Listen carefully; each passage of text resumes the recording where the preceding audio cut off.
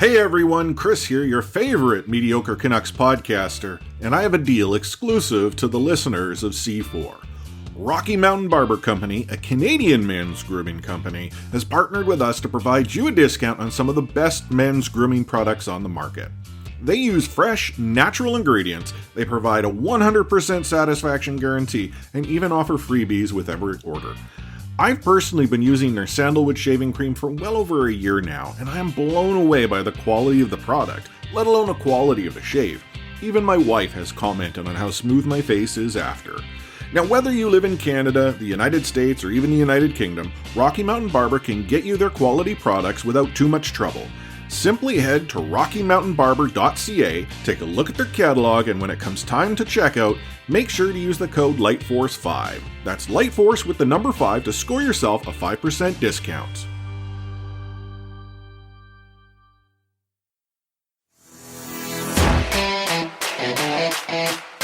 6.5%, was it? Is that what the current odds are of the Stanley Cup? Well, and if you look at the round-by-round progression, the Stanley Cup favorite is the Vancouver Canucks. Like, what a time to be alive!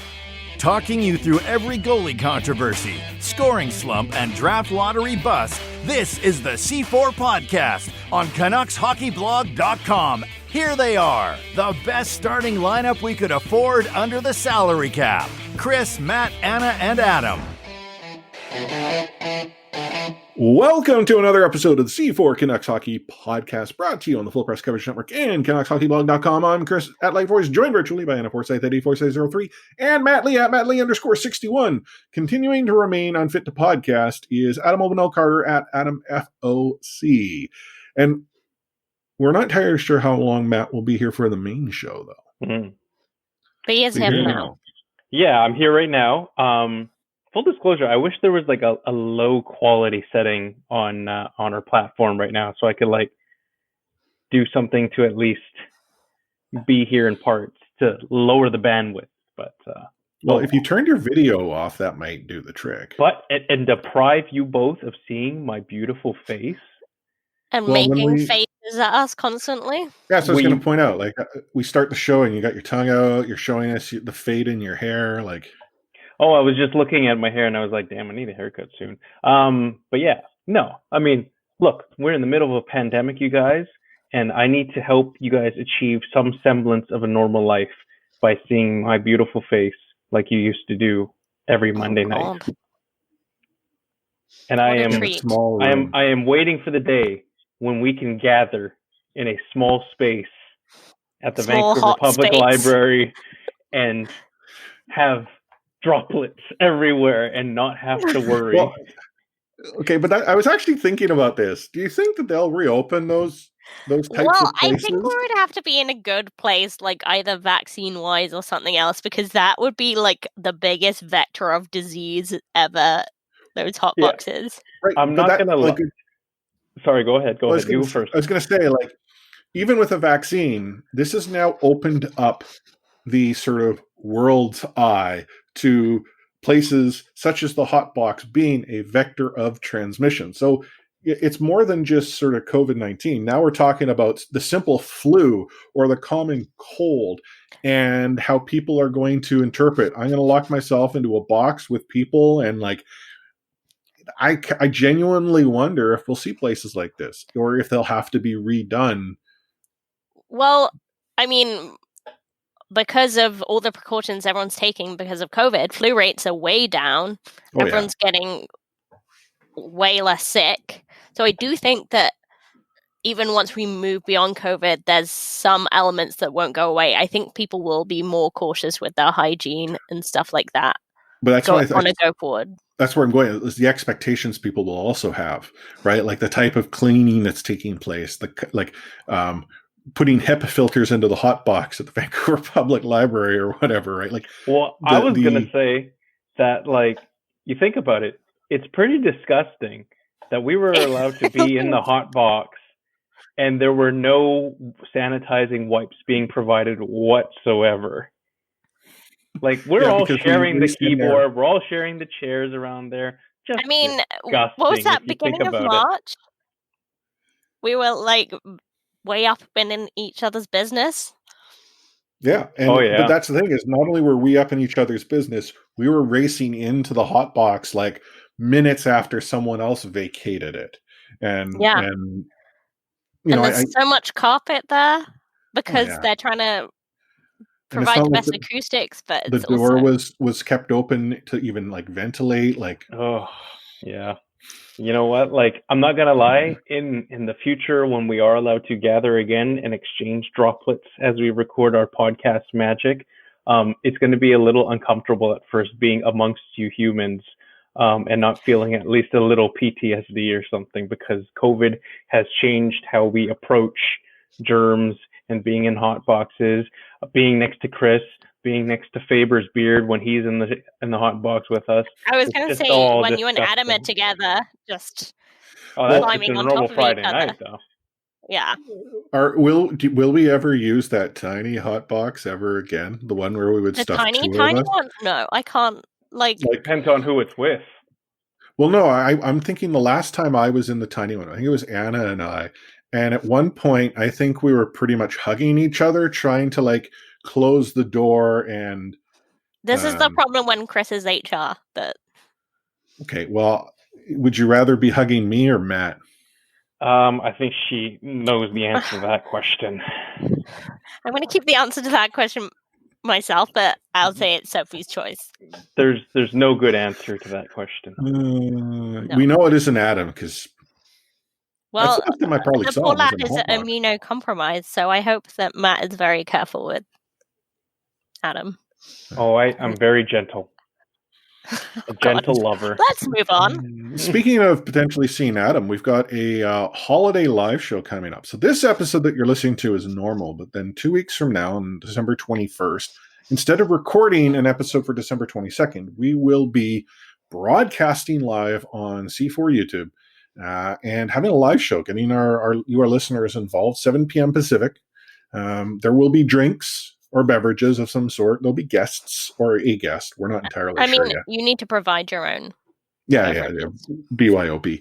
But yeah, it's C4 YouTube. I tell you, it's like youtube.com/C4 podcast or something like that. But YouTube makes us require 100 people to subscribe to our channel before we can actually get a nice link. Oh boy. Do I not subscribe to our channel? I better do that right now, eh? I mean, I don't think I do. Well, then what is our YouTube account called? No, Matt, don't touch your internet. Don't go to YouTube right now. But that's the thing I was saying is I can't tell you what it is. I can't give you a link because YouTube requires us to have 100 people subscribe. Click that subscribe button on the channel before you can go and get like a custom link. So I've linked it in. It's linked in C4 Discord, which you can easily get to by going to discord.io/C4 podcast. And then in turn, when you go and join C4 Discord there. And the C4 Twitter account has tweeted it.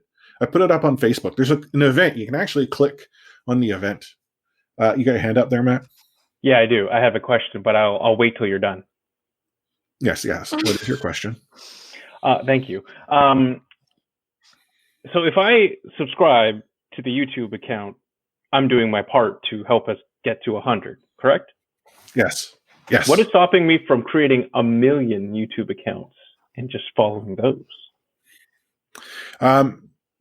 Nothing but time. If you want to do that for us. And your terrible internet.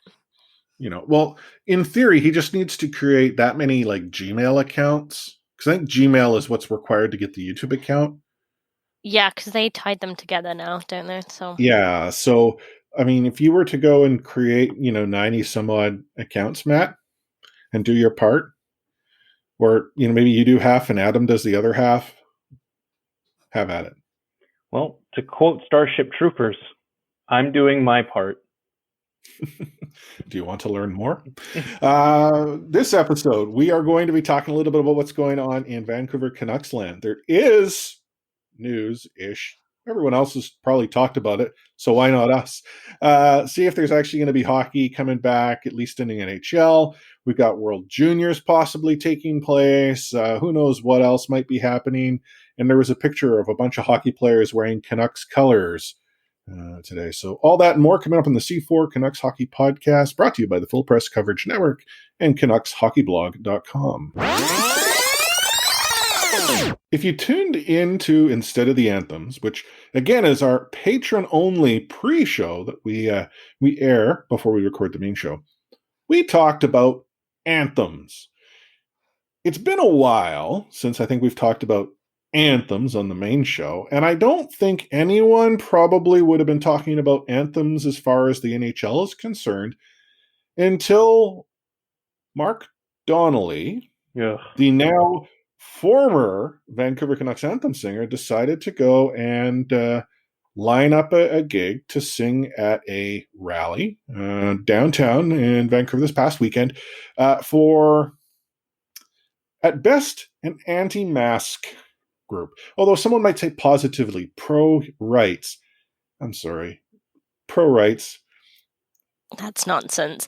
You have rights in so much as they don't infringe on other people's. So, like when the pro-free speech people, and I'm using air quotes here, start going on, people have the right to free speech, but they have to face consequences of that. And if their right to free speech infringes on other people's rights to safe personhood and liberty, then that's hate speech. Well, see, and that's the thing in Canada, the Canadian Charter of Rights and Freedoms does not guarantee your right to free speech. Yeah, I mean, it's a nonsense. Right? It guarantees that you have the right and freedom of expression within the confines of what is considered reasonable. And ultimately, things such as hate speech and whatnot are not considered reasonable. And much in the same way, you can chant freedom all you want, but the virus doesn't care about freedom. No, but okay. So, let's sort of talk about why we're talking about this. Mark Donnelly has had some views that may go against what might be perceived as the norm. I'm dancing around this because I am trying to be reasonable when, quite frankly, would much rather not be.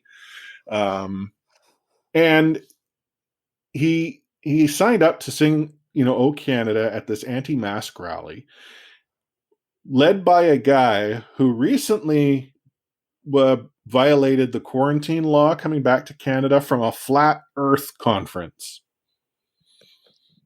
If that doesn't tell you how things went, I don't know how better to set this one up.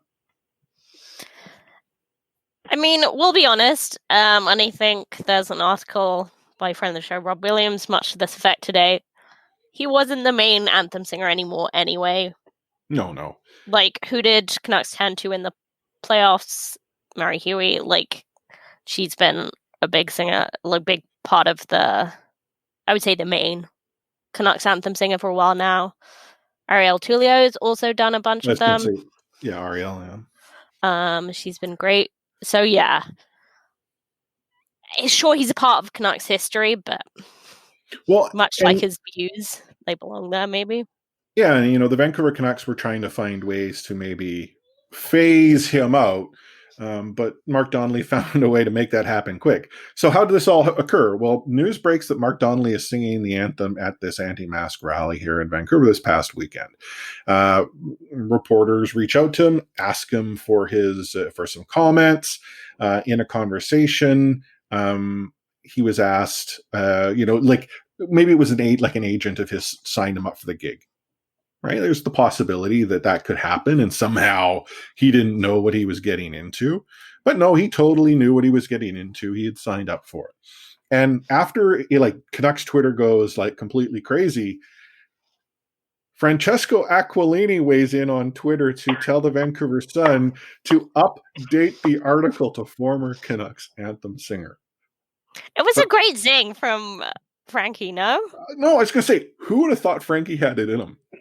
I was going to say, in a year of 2020, which has been so bizarre top to bottom, it was Francesco Aquilini who united all Canucks fans in the end. Well, so he united a vast majority. As I ended up learning from Chris Thorne, if you went down into the replies, not everyone was united. Though, as I replied to him, I'm like, the further you go down in the replies, the flatter the earth becomes. So there might be a correlation there between who was they supporting narrow Mark. their viewpoint too. Yeah. But in what we would, as C4 Discord, know as, and C4 Podcast know as Canucks Twitter, Team Tank, Team Playoffs were united by Frankie. Yeah. It was a nice moment, I have to say. Another consequence of that that I didn't see coming was the next day over in the UK, a football writer For Sunderland. For Sunderland, who is a team that's really fallen on hard times over the last few years. Watch Sunderland Till I Die on Netflix if you want to find out about that. But yeah, he's called Mark Donnelly. Former Canucks Anthem singer Mark Donnelly does not have Twitter. So people just found the first Mark Donnelly they could and just directed their vent towards him, and he got, that full frontal, completely baffled by it, I'm sure. But yeah, I think he's at Mark Donnelly _ or something like that on Twitter. Because he has a tick. They were just like, this must be the right guy. Yeah. He had good fun with it, though. I mean, he's like, it appears that an opera singer for a Canadian, or an opera singer that does Canadian sports anthems may have got himself into a little bit of trouble. I don't believe he said it that way. I think it was more English slang for stuff. I actually have one of my Twitter friends is an Australian basketball writer, and how I came into contact with him is that he has the same name as the former Australian Test captain, who also got himself into a bit of bother a couple of years ago. And because he also has a tick, and his Twitter name doesn't necessarily indicate that he's not a cricketer, even though his profile picture does and his bio does. Yeah, he got a lot of interesting tweets during that time too, and he handled the whole thing with great humor too. So it was an interesting turn of events. The obvious solution here is more Marie, more Arya, more others, but I think the collective feeling is Marie Huey is the next anthem singer for the Vancouver Canucks. At least if they're going to have it by committee, she's the one they roll out for, Hockey Night in Canada on Saturdays and Hockey Day in Canada, or the bigger premier events, right? Yeah, I think so. Speaking of Marie, did you guys see the zings that Marie was giving as well on Twitter? Totally. Getting their words right and actually singing. Staying on her feet when she's skating as well, or something to that effect. And sorry, I can't remember the exact wording, but yeah, no, she was definitely, getting her. She was getting the kicks in for sure. Yeah, Clay who was even getting in on. Now Clay and Marie are friends, and Clay's normally he's pretty even. I'm not trying to link him to anything, but Clay generally is balanced. Even Clay was getting a zing in. So. Yeah. On the topic of who's next, so to speak. I'm sure there will be some sort of a process that will be put into place before they eventually land on someone who's their more prominent singer. But of course, Marie being the most prominent one, I guess, of late, the 1B, if you will, to then Donnelly's 1A. She's probably first in the next in line, I guess, so to speak. So I think it's great. I think it's great to see. First of all, more people and more faces getting an opportunity. And without getting into too much detail, it seems pretty obvious that certain voices were getting tuned out lately as a result. So it was time for a change anyway. Yeah. Maybe they'll do what the Vancouver Canadians have done in years past. They actually have auditions for anthem singer. If we're talking about why not have that? Might be a great PR exercise just to have a audition for an anthem singer for one night. Mm-hmm. I'd love to see it. Something. I mean, if the Canucks really wanted to make this fun, they would make a bracket and let the fans sort of vote and engage with the fans a little bit. Canucks Idol. Well, I mean, while we wait for real hockey, that's could be completely online content. So, I mean, if you're looking for something fun, I mean, not all of us can get on a helicopter and fly to a frozen pond to pick up hockey. I know. So. So, before we take a quick break here and talk actually about hockey in general,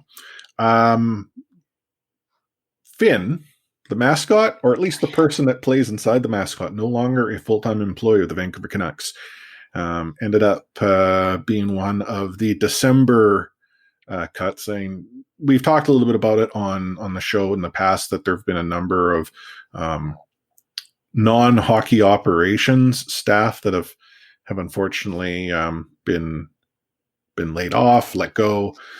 So that broke. PJ dropped it like Friday night late. In fairness to PJ, there was a huge story with Mark Donnelly going on, but then people like, oh my God, are the Canucks getting rid of Finn? Like, it was interpreted as there was going to be a different mascot, but no, it was the person inside of the...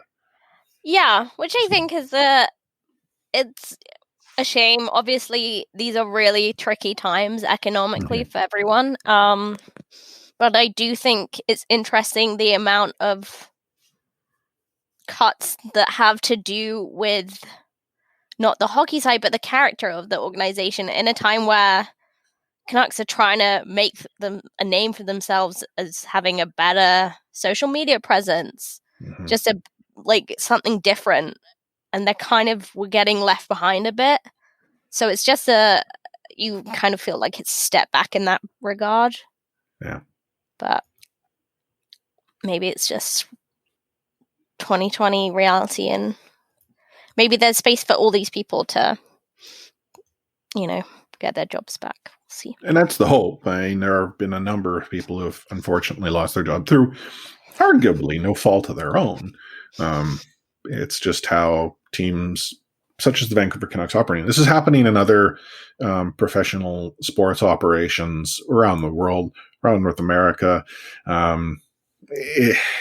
These are gate-driven teams or even where they're not gate-driven, are seeing a significant drop in revenue, forecasted revenue. Like, you think the NHL's probably running their operating revenue based on a season that runs through, I would think, mid-year, if not mid-year, maybe end of summer. So it's not like they could have forecasted for the pandemic in that type of budget. And as a result, they've now found a loss. It's just it's a tough spot to be in. So it really is. So we're going to take ourselves a short break here. You'll see the C4 Canucks Hockey Podcast on CanucksHockeyBlog.com and the Full Press Coverage Network. Take hitting out of the game. You can't hit anymore, so don't do it. The unsportsmanlike conduct, I want to get an explanation on. No kidding. Because how do you get suspended for unsportsmanlike conduct? Plus interference. There's no interference there. He had the puck. Now, Madison never ever did that before. Now, why did he do it? And that because he was mad. Well, your early favorite for the Calder Trophy, that's for sure. Elias Pettersson, you might even say your early favorite for the Hart Trophy. Just to get back to your question, Elias is going to play plenty. He's going to get a lot of power play time. And yeah, I'm concerned about our offense. We lost 200-point players, and we've got to find a way to score. It seems that the NHL at a high level has decided that should a season occur for 2021 or 2020-2021, it's hard to sort of refer to how seasons are right now because of how they're operating. But the NHL is essentially telling the PA that, things are pretty bad. So we'd like to go and, negotiate some concessions with you. The NHLPA is like, didn't we already do that to resume the play of hockey? In fact, we have an agreement with you that extended a collective agreement for a number of years.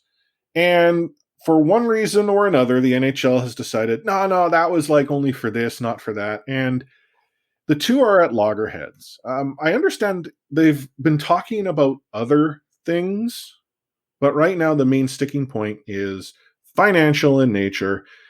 And it leads me to ask this question. Is the NHL done until a vaccine shows up? No, I don't think so.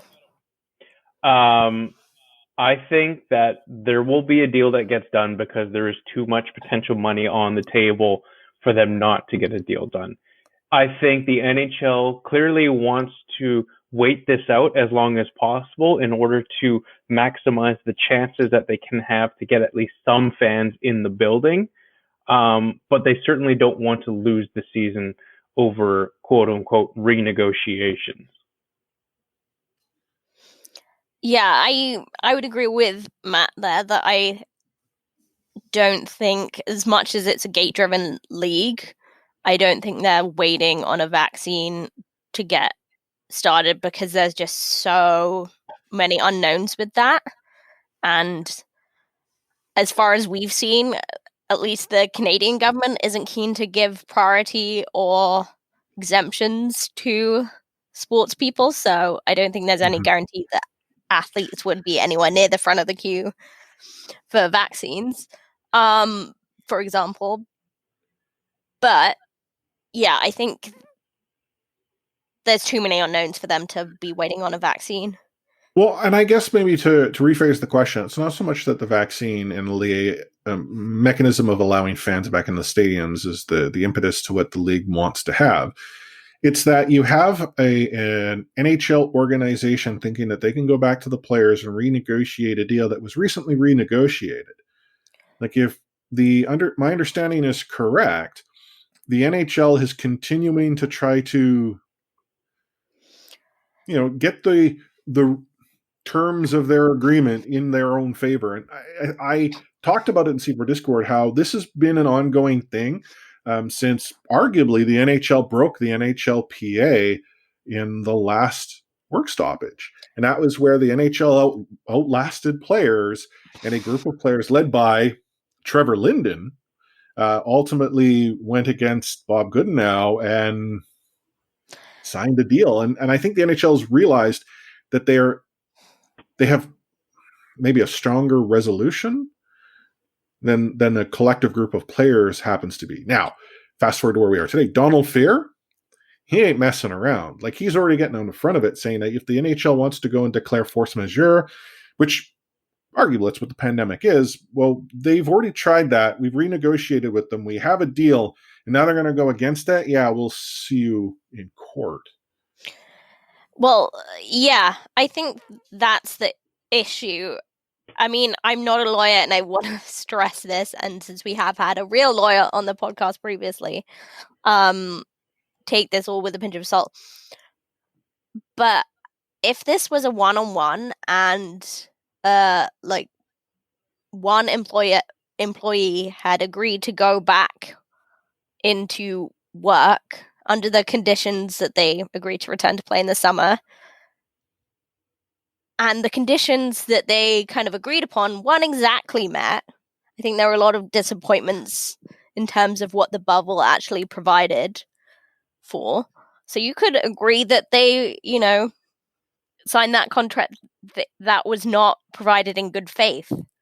So the fact that the league are continually trying to agree to something and then go back on their word, 6 months later, it's just, I don't understand how the players are meant to trust them. Why would the NHLPA want to give any inches on this? And I don't think Don Fair is that kind of person. Well, no, he ain't messing around. The thing about how the NHL went about this, the resumption and the return to play, there was an agreement, and it was connected to an MOU that then extended the CBA and added, some additional terms and language to it. But functionally, the belief is not only are we going back, we've got the stability we need to operate during uncertain times, like a move forward. The NHL is now saying these times are actually much more uncertain than we even expected when we returned to play. It's going to take a while. As a result, we need to renegotiate. I'm not sure, obviously, where the players stand, but I kind of think that the players would be reasonable in regards to what they'd be remunerated for a shortened season. Like, if our contract is X and we play this much over the course of the season, we get a prorated amount. Now, maybe that's the sticking point. The league says we want to give you a per game, whereas the NHLPA might be saying, well, no, because you give us per game and then you get 16 teams in a playoff where they're not paid to play. Yeah, and you're also dealing with the fact that what conditions will they be playing under? Because going for a one-off tournament under very restrictive hub conditions is one thing, but playing an entire season where you spend, months away from your family at a time, that's a whole different thing. Yeah. Which gets us to the next thought. If the NHL were to resume, is it going to be in a bubble format? Like, not maybe 2 bubbles like we saw with the resume to play this past season, but potentially multiple bubbles. Like like there's been talk about a Canada division. Regional hubs, I guess, would be the term. Mm-hmm. Yeah, I think that's been the discussion for a couple of weeks now, and we haven't seen anything official lately, but there's talks about being a Canadian bubble and 3 American bubbles consisting of various divisions. So it's a temporary realignment, but details have been pretty sketchy for the last couple of weeks because it seems like both sides are still trying to figure out the financial aspect of it. But from what I've been hearing, it sounds like there's no way the season starts January 1st. January 15th seems pretty ambitious at this point, and probably earlier February is more realistic. Right, and the thing is, every league that is operating in a non-bubble format is having huge problems. NFL has had huge problems with COVID. I know Baltimore had 3 different strains identified in their practice facility. And didn't one team have to play? They had 3 quarterbacks taken out. Denver Broncos, yeah. So they had 4. But yeah, your point is quite valid. And in terms of like football, international football's bringing a ton of cases because it's crazy they're still playing international football. Cricket, they've loosened the bubble even just the smallest amount, and they've had to call off a series in South Africa. So it just shows that we're not at a stage COVID-wise where it's going to work in any kind of open format. There's going to be... Then you have the state of Florida who'd be like, yeah, no problem. Put people in that building. It's all good. Yeah. NHL's already excited about having the Florida bubble. Well, actually, if we think about the regional bubbles, though, let's say Canada is a bubble. The amount of travel a Canucks team has to, endure to get to a Canadiens matchup and vice versa is nothing like the Northeast bubble will be, where you have New York, New Jersey, Buffalo. I know, you just get on a train to some of them. Yeah, it's for an hour. It's so weird. I can't see how they will functionally make a Canada bubble work. And then if you were to say, well, then do they split this up? So you've got 7 teams. Which, would you go 4 and 3? The Jets are just in an awkward distance, aren't they? They're not near to anyone. Well, it's just, we're playing with straws here because that's all we're given. There's absolutely no insight as to what's happening. And that makes sense. The NHL is currently talking to players as to how this experience will be. And the players are probably also saying, well, we don't like this, or we would prefer not that. If you're an NHL player, are you psyched to be going down to a Florida game where there's potentially people in that building? Again, you're some distance away from them, but there are so many vectors of transmission that are starting to be introduced. Mm-hmm. And just because, the Canadian government is not allowing sort of travel between the 2 countries taking place, it's not like the virus stops at the border. Right? No. It's the purpose of travel is going to introduce the possibility of greater transmission. But yeah, at the same time, I just don't know what other options there are, because the locations of the Canadian teams are not helpful at all. No, really. Well, we're a big country. We are very close to the US border, and we have a bunch of teams comparatively on our doorstep compared to the Canadian teams that are very far away from us. But again, if travel's that restricted, I don't know if there's another option. I guess the other option is you travel down and you just move through hubs and play mini tournaments, I guess, all the time.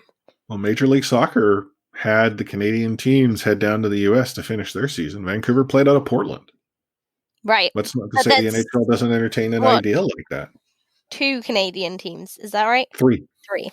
Yeah. And again, you're right. The much different when it comes to the representative teams that are involved here, and they're not the powerhouses of the league the way that Toronto really is. Toronto was a powerhouse in the MLS. Okay. But yeah, I know what you're saying. Anyhow, NHL season up in the air. Mm-hmm. What is maybe or maybe not up in the air? World Juniors. I think it's happening, but Team Canada, I think, is still in quarantine. Are they not? Yes, I think they're waiting from that. No, I think today it was the last day, was it not? Well, I don't know. I think Alberta government still has to release them tomorrow, according to. But you know that's. Well, yeah, depending on when you're listening to the podcast, or yesterday, right. Today. So apparently Monday night. So you will know by the time you listen to this whether Team Canada is released or not. But you still have the whole thing of getting 10 teams into Edmonton. There's apparently a 7-day period which starts tomorrow where if you get any negative test, you're gone. You mean positive? Yeah, positive test, sorry. Which is bad news, which is negative. Yeah, you're gone. And then what if we see just teams, like rosters just getting smaller and smaller to the point that we have just less than 6 players on each roster to play? Yeah. And we're not even considering provincially, we're in BC. We're in a tough spot. Alberta's in a tough spot. Like you have, I believe, was it last week, the Alberta government was asking the federal government for potential assistance in setting up field hospitals with the Canadian military as a just-in-case measure. Like there's a strain that already exists within their healthcare system. I mean, which province isn't in a tough spot, though? Well, no, and I'm not trying to. This is maybe? Yeah, Atlantic. But when we think about the World Juniors coming, like there is, you're having to plan for the possibility of a healthcare system under strain that now needs to support this other event, right? And I'm not talking about testing here. Like the NHL had private testing. World Juniors doing that as well. But like there's all these vectors. You have the fact that, yes, if you have a positive test within a certain time frame, your tournament is done. How many players then get locked down because of quarantine issues? There's just so many question marks for this type of event. And, I saw TSN release their World Juniors ad. It's, the most wonderful time of the year. And people read the room. I'm not necessarily as negative to that, but it's so uncertain. Yeah, and just to underline the fact that they are juniors. So, you're talking about, I know that, very professional and advanced players and all of that, but you are asking these young players to enter it's pretty scary from a health perspective. And you're asking them to enter this high risk environment. So, yeah. And by high risk, we're talking about the actual World Junior Tournament. I just want to make it clear. We're not necessarily saying like geopolitical, like Alberta or Canada. Yeah. Yeah. Yeah. We are talking it from a health perspective, and putting however many young men all in one place. Yeah. But it's just, one of many questions. I mean, we think about beyond World Juniors, like if a season resumes, what's the AHL going to get up to? How will they operate? How will, the Vancouver Canucks explore the opportunity of having Utica temporarily relocate for the purposes of a pandemic and determine that wasn't feasible. So now you have players who will arguably have to quarantine for 2 weeks. Yeah, I mean, we talk about in previous years, there's barely enough time to get them via flights between games with call-ups, because also there's no direct flights between upstate New York and Vancouver. So, well, I actually was wondering if we might see how players loaned out to different teams. Yeah, right. I'm trying to think when it was, if it was pre-Manitoba Moose days, but the Vancouver Canucks actually had it was a gap in their affiliate agreement, and they had half their players on one team and half their players on another. So depending on who got potentially could get called up, there was that sort of dancing taking place. Do we come to an agreement with a team? I mean, I don't know. Calgary also has their AHL team in the States as well. So, well, I was just wondering, I was thinking, but you're right. If travel's not in play, if you're in Canada and your team's in US, there's no US teams with Canadian AHL teams. No, and you know what? The only way a loan would work is you'd have a handful of players playing for someone, like your Black Aces, right? Yeah, we're playing for the Manitoba Moose. Yeah, but that would require a lot of cooperation from. Oh yeah. Yeah, an already stretched NHL team in Winnipeg. Or the Marlies, or I'm trying to. What are the AHL teams in Canada? You got Manitoba, Toronto. Isn't St. John's still got one? Or yeah, I think Ice Dogs or whatever. They Ice Caps, aren't they? Ice Caps. Oh, okay. I don't pay close enough attention. You might be right on Ice Dogs. Ice Caps is the old one. Anyway, yeah, I believe there is still one. Oh no, the Sea Dogs is in the queue. Anyway, I believe there is one more. It used to be the Abbotsford Heat back in the day. Yeah, but they're now the Stockton Heat. Mm-hmm. So yeah, I don't know. Do you come to an agreement with the Giants and we take Giants players? I mean, that sounds terrifying. Sign them on. Well, for that to occur, they would have to be on tryout contracts, would they not? I don't know what either of you are talking about in terms this would just never happen. Yeah, I know, but I guess the other option is to bloat your squad, is to be able to carry more players on your roster than you would ever need. But they so for that to occur though, the Vancouver they would actually have to change the CBA, because the Vancouver Canucks currently are already over the cap. Because it's more than just contract. It's so screwed up right now. And I mean, it is what it is. It's not like this is the only place that we're seeing things happen. It's just it's so hard. We're reaching around in the dark, grabbing at whatever's out there, and we don't even know what we're ended up catching hold to. Man. Yeah. Oh, okay. So just so you know, the Laval Rocket is now the Habs farm team. Yeah, because it's Alex Barrow's team, of course. Assistant coach. Laval Rockets. And yes, they used to be St. John's Ice Caps. Okay. So I was sort of right, or had weird instincts. We got half an answer between the two of us. Yeah. Well, I remember St. John's had a team because John Scott played for them. Yeah. I remember that. All-star John Scott. Oh, those were the days.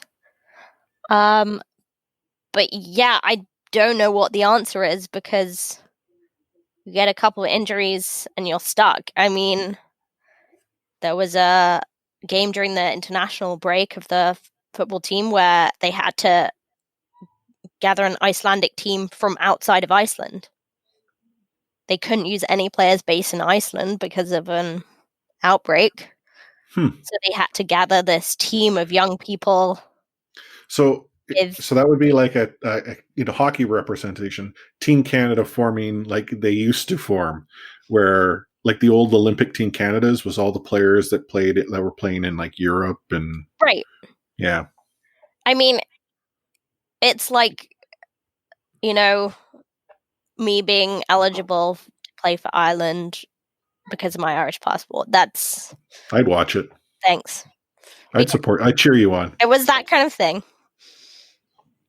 Yeah, I'd be your biggest supporter. I mean, it would be like a reenactment of Rudy. I mean, I don't even know what sport I would be playing here, but it doesn't matter. I'd still support you. I'd cheer you on. Give it a go. Anyway, be like Rudy, just like Rudy. Great movie, by the way. I haven't seen it. You have not? Okay, you got to see Rudy. It's a good movie. Good sports movie. Next C4 at the movies. Yeah. There's lots of sports movies I need to see. I believe the next one lined up is Moneyball. I need to see that. Moneyball's okay. I've heard good things. Anyway. Yeah. But yeah, there isn't an obvious answer to how to solve a problem like injuries.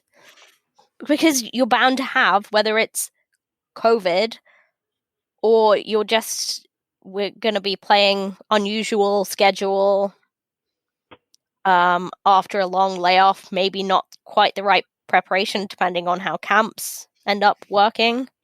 There's going to be more injuries. So true. What do we do about that? We don't know. I'd talk about it in another episode in the new year, I guess. Won't be on the Christmas special. Matt's going to be 6 sheets to the wind, and you know what happens when he gets the wobbly pops in him. But maybe we'll just come up with this fantastic idea when we're... That's true, because sometimes you need liquid inspiration to make some of the best decisions in your life, right? Yeah, maybe we should suggest that to the NHL and NHLPA for the negotiations. Lock Gary and Don in a room. Yeah. Someone crack the keg open. Yeah. Open a bottle of scotch. Yeah.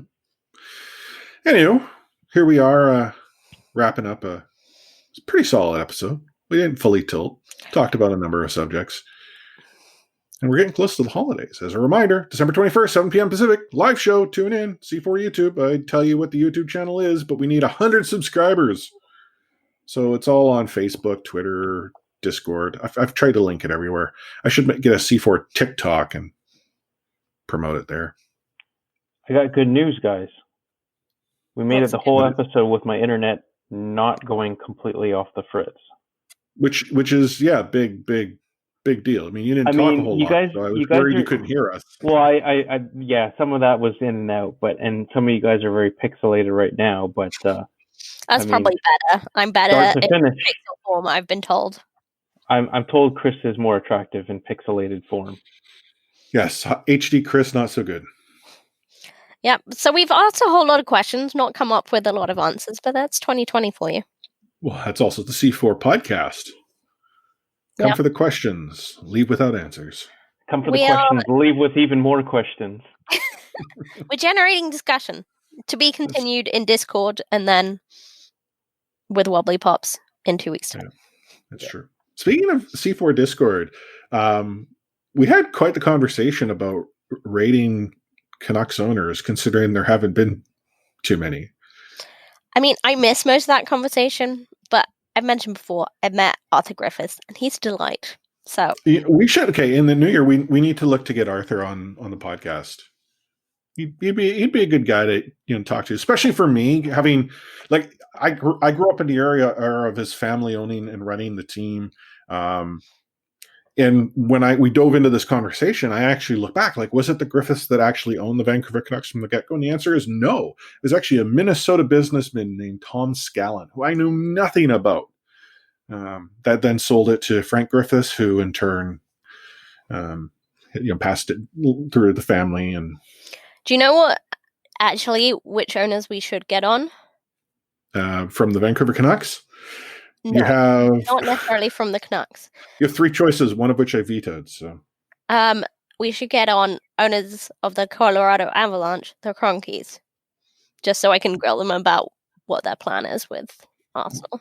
Hey, Anna, make it happen. We'll be like, we won't ask you about been returning her messages for weeks. Colorado Avalanche, we promise. In theory, I could DM Francesco, right? As we've talked about, he follows me on Twitter. I have no idea why. And that provides me the ability to throw the DM. I guarantee you, the moment I do that, blocked. You're one of the few that he doesn't block. Yeah, there's also a cricketer that randomly follows me, like a very successful cricketer, but that doesn't mean he answers my DMs. He's still following me. Okay, but you say that have you DM'd him? Once. I DM'd him once, and it was to ask a favor, but he didn't. Well, that's why. Provide that favor. But he's still following me for some random reason. But yeah, I don't think that's a real connection that I have. So we should try to get Arthur on, is what we're saying. He seems nicer. 2021 goals. But as we look to wrap up our episode here, what final words of wisdom do you have for all of our listeners there, Matt? Not too much, but I will leave you guys with one last tweet, which came into our Discord channel from Pierre LeBrun, saying both sides are still targeting January 13th as the start to their season in order to get a 56-game schedule. But even with financials no longer an issue, still some work to be done on protocols, schedule, critical dates, etc., plus subject to NHL Board of Governor and NHLPA Executive Board approval. So leaving the podcast with a little bit more clarity on what we're looking at. Financials not being an issue is a big help. Good work translating the acronyms, because I was trying to figure out what BOG was. Yes, the marsh that they have in New York. It's stinky and loaded with the souls of the Atlanta Thrashers and the all the other defunct teams. Let's call it what it is. Gary's yes squad. Like if Gary says yes or no, the Board of Governors follows, which is interesting because in theory, Gary works for the BOG. But it's kind of like the Queen. She just does what she's told to do. They just say. Well, no, but like if we think about the BOG would be Parliament, right? Like in the English concept, and the Queen would be sort of this representative, figurehead, head of state type thing, but functional power. Gary has all the power. Like you don't have the Queen coming out and saying, "I don't think that they should be a country anymore." Well, we're relocating. That's why I'm saying that the Board of Governors is a monarchy, because technically they're in charge, and they could dissolve Parliament, but they never do. It's a reverse. Yeah. So I was thinking you were calling the BOG as Parliament. But no. But I see what you're saying now. Yeah, Gary's Parliament. So those are my words of wisdom to leave it with.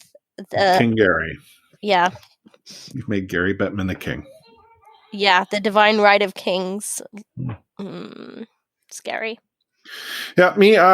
Please tune into the live show. Hang out with us. Have a good time. Bring a drink or two. Remember, got to bring it yourself. We're not supplying. It's virtual. But we're going to have a lot of good fun. We might talk hockey. We might not. I don't know. It depends on the guest. Depends on the topic of the conversation. Matt may or may not be there because it really comes down to whether or not you get Mrs. Producer out there with the antenna just right.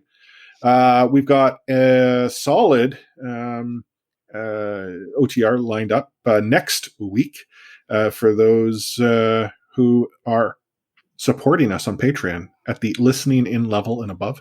So make sure to tune in. And we mentioned on IOTA, but for those that were curious, there won't be an IOTA instead of the anthems, the patron-only pre-show on December 21st. It's because we're doing one big everyone's invited show. And if for some reason you can't make it to the live show because you have a really good reason, it has to be a really good. Yeah, you do have to submit your absences. I will do my best to produce a podcast episode recapping that, but remember, you're missing out on all the conversation that will be taking place from the viewers, which we'll try our best to interact with. So if you don't get that part, you may be missing the context necessary to understand all of the great jokes that people are providing in chat. So On behalf of the remaining Unfit to Podcast, maybe out for the live show at a moment, I'll cut out MFOC, Matt Lee at _61, and a Forsyth at A4603, myself, Chris at Lightforce. You've been listening to the C4 Canucks Hockey Podcast on CanucksHockeyBlog.com and the Full Press Coverage Network. By the way, we out.